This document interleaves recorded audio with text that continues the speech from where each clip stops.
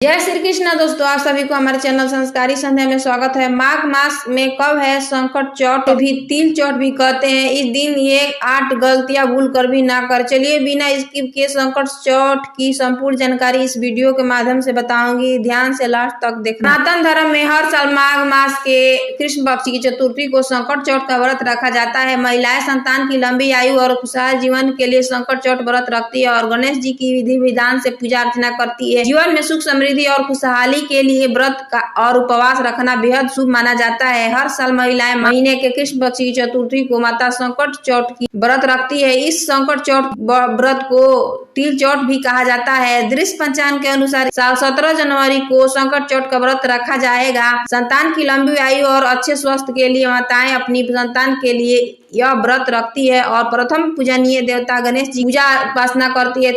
तिलकुट का प्रसाद बनाकर गणेश जी को अर्पित किया जाता है। इस दिन चंद्रदेव को अर्घ भी दिया जाता है और उनकी पूजा की जाती है। इसके बिना व्रत पूजन अधूरा माना जाता है। मान्यता है संकट चौथ का व्रत रखने से जीवन के सारे दुख कष्ट दूर हो जाते हैं और मनवांछित फलों की प्राप्ति होती है। तो आइए जानते हैं कि संकट चौथ सही तिथि, शुभ मुहूर्त, पूजा विधि और चंद्रोदय का समय क्या है। यह व्रत महिलाएं अपने संतान की लंबी आयु और खुशहाल जीवन के लिए रखती है। इस विधि विधान से गणेश जी पूजा आराधना की जाती है। निर्जला व्रत रखा जाता है और उन्हें तिल गुड़ से तैयार प्रसाद भोग लगाया जाता है। संकट चौथ की तिथि दृग पंचांग के अनुसार माघ महीने की कृष्ण पक्ष की चतुर्थी तिथि का आरंभ होगा 17 जनवरी 2025 को सुबह 4:06 पर होगा और अगले दिन 18 जनवरी 2025 को सुबह 5:30 पर समाप्त होगा। ऐसे में उदया तिथि के अनुसार 17 जनवरी को दिन शुक्रवार को संकट चौथ का व्रत मनाया जाएगा। संकट चौथ के दिन शोभन और सौभाग्य योग का शुभ योग बन रहा है। इस दौरान धर्म कर्म के काज शुभ फलदायी माने गए हैं। चंद्रोदय का समय संकट चौथ के दिन रात 9:09 चांद के निकलने का समय है। हालांकि अलग अलग जगहों पर चांद निकलने के समय में थोड़ा बदलाव हो सकता है। संकट चौथ की पूजा विधि। संकट चौथ के दिन सुबह जल्दी उठे, स्नान करके बाद में स्वच्छ कपड़े धारण करे, घर के मंदिर की साफ सफाई करे, गणेश जी के साथ सभी देवताओं को पूजा करे और उनकी आरती उतारे। बाद दिन भर निर्जला व्रत रखे। इस दिन गणेश जी को तिल और गुड़ से बने लड्डू का भोग लगाया जाता है, इसलिए गुड़ के लड्डू समेत अन्य तैयार करे। शाम को गणेश जी की पूजा आरंभ करे। छोटी चौकी पर लाल रंग का वस्त्र बिछाएं, उस पर गणेश जी की प्रतिमा स्थापित करें। गणेश जी का अभिषेक करें और उन्हें पीले वस्त्र अर्पित करें। इसके बाद गणेश जी की प्रतिमा पर लाल फूल, रोली, हल्दी, दुर्वा, चंदन, धूप, दीप समेत सभी पूजा सामग्री एकत्रित कर ले। गणेश जी को सिंदूर का तिलक लगाएं। गणेश जी को तिल गुड़ के लड्डू और अन्य चीजों का भोग लगाएं। गणेश जी के मंत्र ओम गणपते नमः का जाप करें। गणेश चालीसा का पाठ करें। श्री गणेश तिलकुटा चौथ की कथा पाठ करें। चंद्रोदय के बाद मां को जल से अर्घ दे। परिवार के सदस्यों में प्रसाद वितरण कर और स्वयं भी प्रसाद ग्रहण करके व्रत खोले। संकट चौथ व्रत का 8 नियम। इस दिन 8 गलती बिल्कुल भूल कर न करें।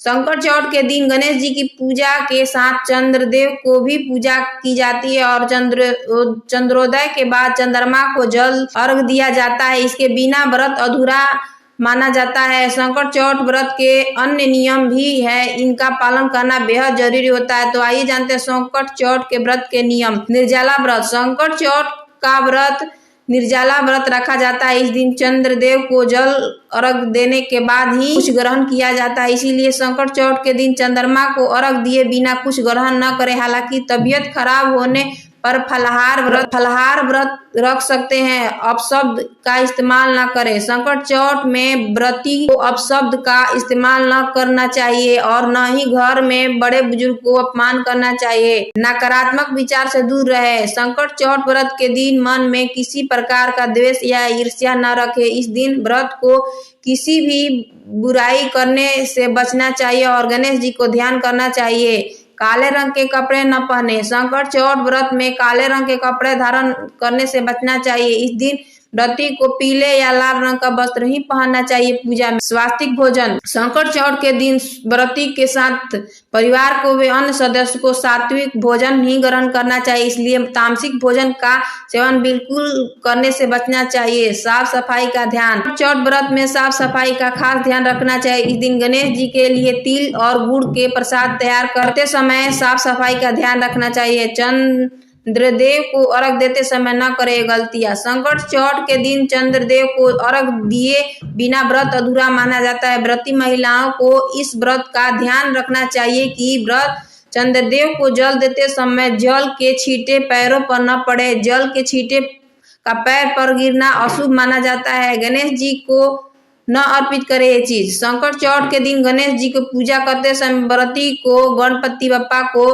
केतली के फूल और तुलसी का पत्ता अर्पित करने से बचना चाहिए और न ही गणेश जी की खंडित मूर्ति की पूजा करनी चाहिए। ऐसा करना शुभ माना नहीं जाता है। गणेश चौथ का नहाए खाए से लेकर नियम जाने। गणेश चौथ के दिन चंद्रमा को अर्घ देते के बाद ही व्रत का पारण किया जाता है। इस दिन सुबह जल्दी उठकर स्नान करने के बाद लाल वस्त्र धारण करें। इसके बाद भगवान गणेश की पूजा करें। दिन भर निर्जला उपवास करने के बाद मन ही मन गणेश जी की पूजा आराधना करनी चाहिए, तब जाकर आपकी व्रत सफल हो सकती है। अगर आपको ये वीडियो अच्छी लगी तो चैनल को लाइक सब्सक्राइब मित्रों के साथ शेयर कर देना। धन्यवाद। राधे राधे।